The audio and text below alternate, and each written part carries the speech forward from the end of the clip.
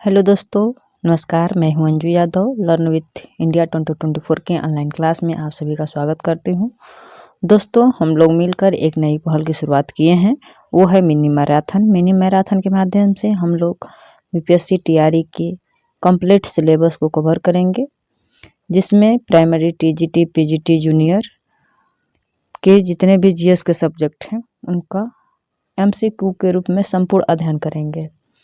परीक्षा बहुत नज़दीक है, इसलिए विस्तार से पढ़ने का टाइम नहीं है, इसलिए हम लोग ज़्यादा से ज़्यादा प्रैक्टिस करने की कोशिश करेंगे।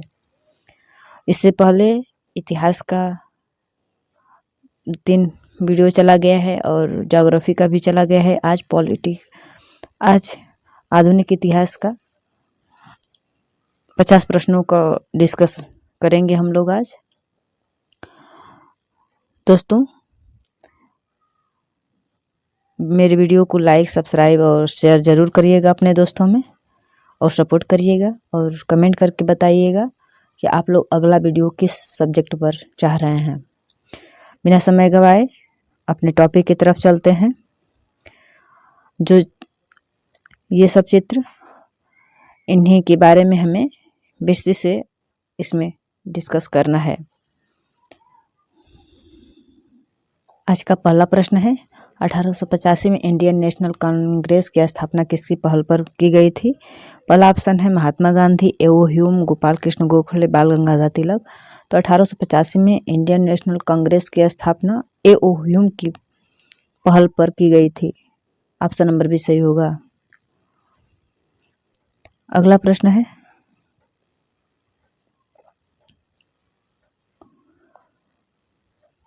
भारतीय राष्ट्रीय कांग्रेस का प्रथम अधिवेशन कब और कहाँ हुआ था? तो प्रथम अधिवेशन 28 दिसंबर 1885 ईस्वी को बम्बई में हुआ था। ऑप्शन नंबर ए सही होगा। प्रश्न नंबर 3 है, कांग्रेस के प्रथम अधिवेशन की अध्यक्षता किसके द्वारा की गई थी? दादा भाई नौरोजी या व्योमेश चंद्र बनर्जी, बीबी राघवाचार्य या फिरोज शाह मेहता। तो कांग्रेस के प्रथम अधिवेशन की अध्यक्षता व्योमेश चंद्र बनर्जी ने किए थे। ऑप्शन नंबर भी सही होगा। प्रश्न नंबर 4 है, आर्य समाज के संस्थापक कौन है? बाल गंगाधर तिलक, राजा राम मोहन राय, स्वामी दयानंद सरस्वती, स्वामी विवेकानंद। आर्य समाज के संस्थापक स्वामी दयानंद सरस्वती जी हैं।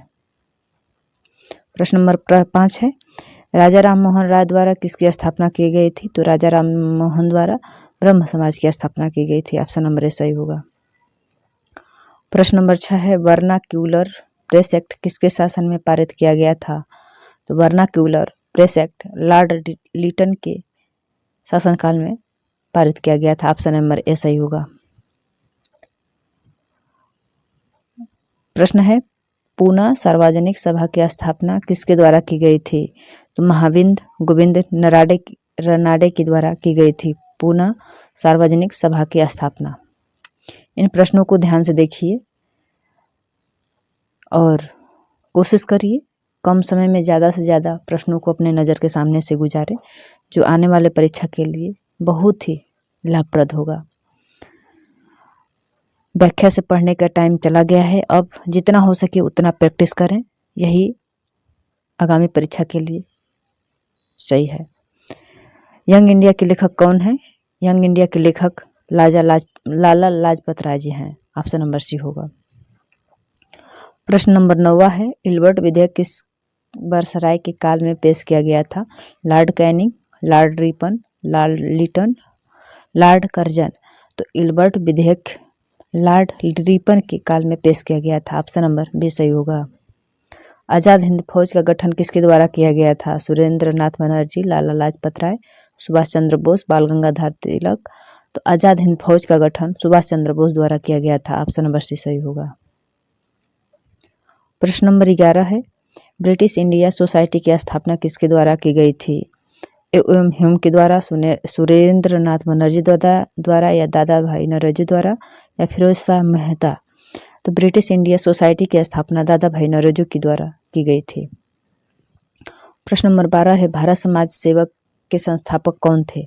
तो भारत सेवक समाज के संस्थापक गोपाल कृष्ण गोखले थे। ऑप्शन नंबर ए सही होगा। भारत में उग्र राष्ट्रीयता के उदय का कारण क्या था? उदारवादियों की पद्धति में से असंतोष, धार्मिक पुनरुत्थानवाद और संस्कृति नवजागरण, उपनिवेशों में भारतीयों के साथ दुर्व्यवहार। तो भारत में उग्र राष्ट्रीयता का उदय का कारण ये तीनों हैं। उपयुक्त सही आंसर ऑप्शन नंबर डी होगा। भारत में उग्र राष्ट्रीयता के उदय का कारण उदारवादियों की पद्धति से असंतोष, धार्मिक पुनरुत्थानवाद और सांस्कृतिक नवजागरण, उपनिवेशों में भारतीयों के साथ दुर्व्यवहार, ये सभी तीनों कारण भारत में उग्र राष्ट्रीयवाद का उदय का कारण है। प्रश्न नंबर 14 है, 1905 में बंगाल के विभाजन किसके द्वारा किया गया था? 1905 में बंगाल का विभाजन लॉर्ड कर्जन के द्वारा किया गया था। ऑप्शन नंबर बी सही होगा। उग्र राष्ट्रवादियों का साधन क्या था? बहिष्कार, स्वदेशी, राष्ट्रीय शिक्षा, ये तीनों था उग्र राष्ट्रवादियों का साधन। बहिष्कार करना भी, स्वदेशी सामान को अपना, विदेशी अपनान को बहिष्कार करना, और राष्ट्रीय शिक्षा, ये सभी साधन थे। ऑप्शन नंबर डी सही होगा। दक्षिण शिक्षा समाज की किसके द्वारा की गई थी? दक्षिण शिक्षा समाज की स्थापना किसके द्वारा की गई थी? बाल गंगाधर तिलक के द्वारा की गई थी। ऑप्शन नंबर ए सही होगा। प्रश्न नंबर 17 है, स्वतंत्रता मेरा जन्मसिद्ध अधिकार है और मैं इसे लेकर रहूंगा, यह कथन बाल गंगाधर तिलक की है। ऑप्शन नंबर सी सही है। मुझ पर किया गया लाठी का एक एक प्रहार ब्रिटिश साम्राज्य के कफन की में कील बनकर रहेगा, ऐसा किसने कहा था? स्टेटमेंट दिया है, मुझ पर किया गया लाठी का एक एक प्रहार ब्रिटिश साम्राज्य के कफन की में कील बनकर रहेगा, ऐसा लाला लाजपत राय ने कहे थे। ऑप्शन नंबर बी सही होगा। प्रश्न नंबर 19 है, अमेरिका में गदर पार्टी की स्थापना किसके द्वारा की गई थी? लाला हरदयाल के द्वारा की गई थी। ऑप्शन नंबर ए सही है। प्रश्न नंबर बी है, कांग्रेस के उदारवादी व उग्रवादी नेताओं के वास्तविक रूप में विभाजन किस अधिवेशन में हुआ था? सूरत अधिवेशन में हुआ था। ऑप्शन नंबर बी सही है। अप्रैल 1920 में दिल्ली की केंद्रीय असेंबली में बम फेंकने वाले क्रांतिकारी नेता कौन थे? वो थे भगत सिंह। 1920 में दिल्ली की केंद्रीय असेंबली में बम फेंकने वाले क्रांतिकारी नेता कौन थे? भगत सिंह थे, सरदार भगत सिंह थे। ऑप्शन नंबर ए सही होगा। क्रांतिकारी आंदोलन को तात्कालिक असफलता का कारण क्या था? जो उस समय क्रांतिकारी आंदोलन हुए थे उसकी असफलता का कारण क्या था? केंद्रीय संगठन का अभाव था, ब्रिटिश सरकार की कठोर दमन नीति थी और उच्च मध्य वर्ग की सहानुभूति का अभाव था। उपयुक्त सभी कारण हैं ये सब क्रांतिकारी आंदोलन के तत्कालीन असफलता का कारण, ये सभी हैं। ऑप्शन नंबर डी सही होगा। प्रश्न नंबर 23 है, कांग्रेस के उदारवादी व उग्रवादी नेताओं में पुनः मेल कब व किस अधिवेशन में हुआ? तो कांग्रेस के उदारवादी व उग्रवादी नेताओं को पुनः मेल 1916 में लखनऊ अधिवेशन में हुआ था। ऑप्शन नंबर ए सही होगा। प्रश्न नंबर 24 है, लखनऊ समझौता, कांग्रेस लिंक समझौता कब हुआ था? 1916 में हुआ था। ऑप्शन नंबर सी सही है।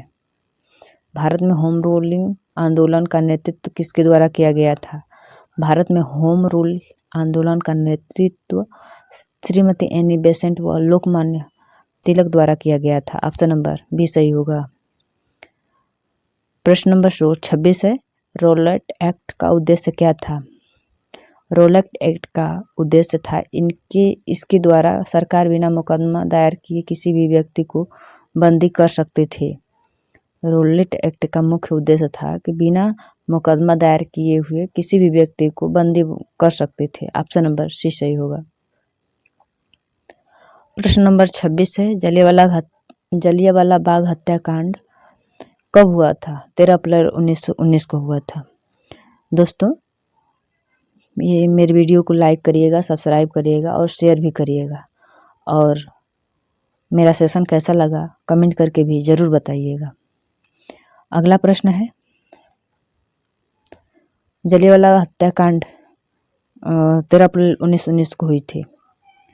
हंटर कमेटी की नियुक्ति सरकार किस घटना की जांच के लिए की गई थी? हंटर कमेटी की नियुक्ति सरकार द्वारा किस घटना की जांच के लिए की गया था? तो हंटर कमेटी की नियुक्ति जलियांवाला हत्याकांड की जांच के लिए किया गया था? ऑप्शन नंबर सी सही होगा। अगला प्रश्न है, असहयोग आंदोलन के प्रस्ताव के अनुसार आंदोलन का कार्यक्रम क्या था? असहयोग आंदोलन के प्रस्ताव के अनुसार आंदोलन का कार्यक्रम क्या था?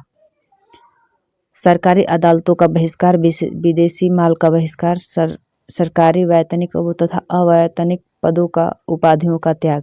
तो ये सभी कारण थे। ऑप्शन नंबर डी सही होगा। असहयोग आंदोलन के प्रस्ताव के अनुसार आंदोलन कार्यक्रम क्या था? सरकारी अदालतों का बहिष्कार, विदेशी माल का बहिष्कार, सरकारी वैतनिक तथा अवैतनिक पदों का व उपाधियों का त्याग करना। ऑप्शन नंबर डी सही हुई। 30 है, महात्मा गांधी ने किस घटना से खिन्न होकर असहयोग आंदोलन स्थगित कर दिया था? तो महात्मा गांधी ने चौरी चौरा कांड के कारण असहयोग आंदोलन स्थगित कर दिया था। ऑप्शन नंबर डी सही होगा।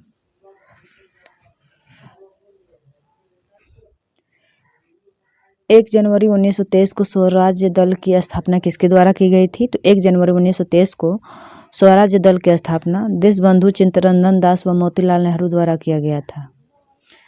प्रश्न ये भी आ जाएगा, तो स्वराज्य दल का स्थापना कब की गई थी? तो कब किया गया था?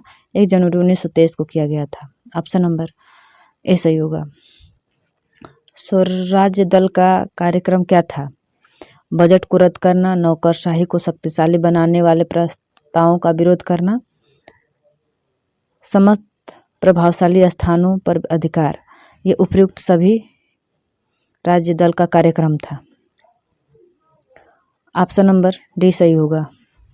प्रश्न नंबर 33 है, साइमन कमीशन भारत कब आया था? तो साइमन कमीशन फरवरी 1928 में भारत में आया था। ऑप्शन नंबर ए सही होगा। वही प्रश्न है। प्रश्न नंबर 34 है, 7 सदस्यीय साइमन कमीशन के कितने सदस्य भारतीय थे? 1, 2, 3, एक भी सदस्य नहीं।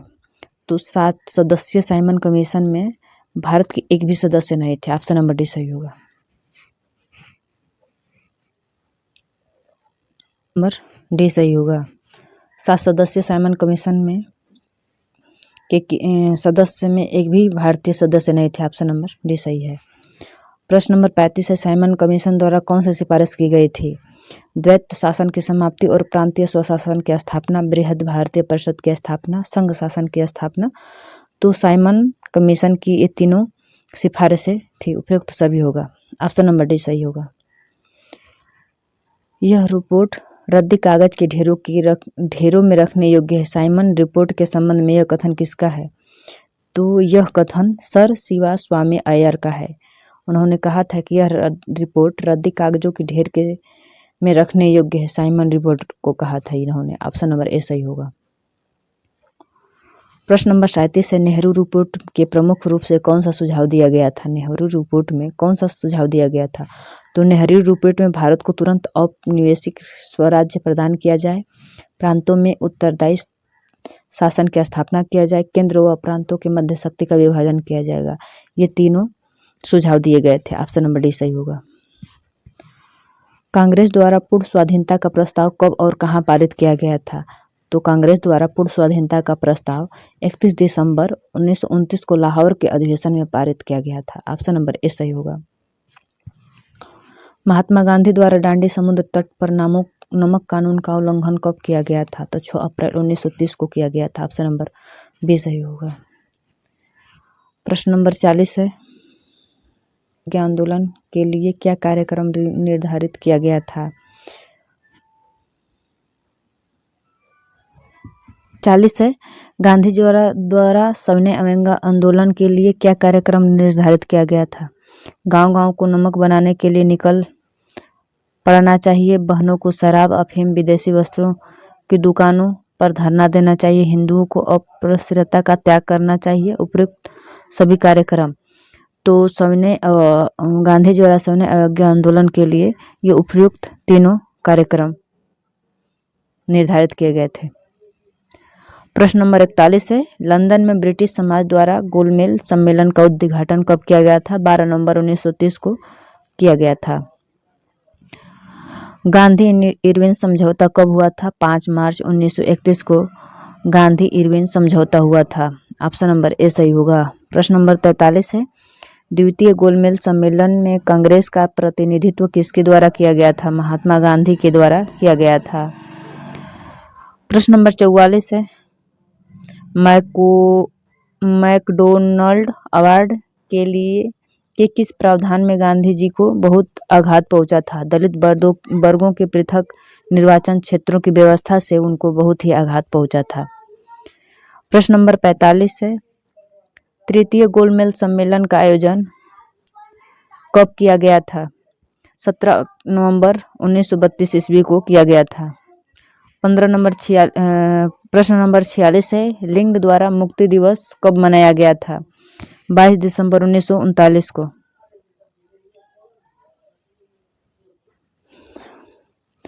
अगला प्रश्न है 47 है, अगस्त प्रस्ताव की मुख्य बातें क्या थी?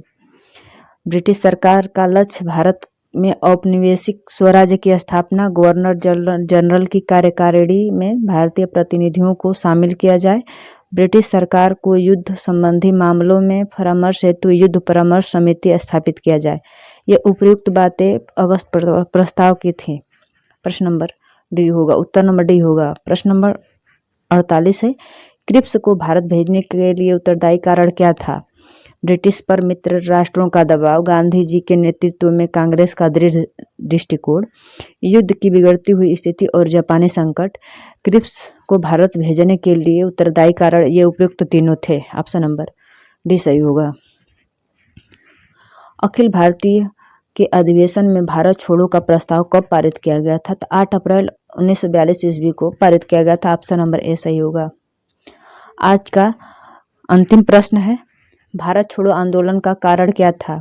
क्रिप्स मिशन की असफलता और निराशा व व्यग्रता का वातावरण, बर्मा में भारतीयों के प्रति अमानवीय व्यवहार, शोचनीय आर्थिक स्थिति और शासन के में अविश्वास।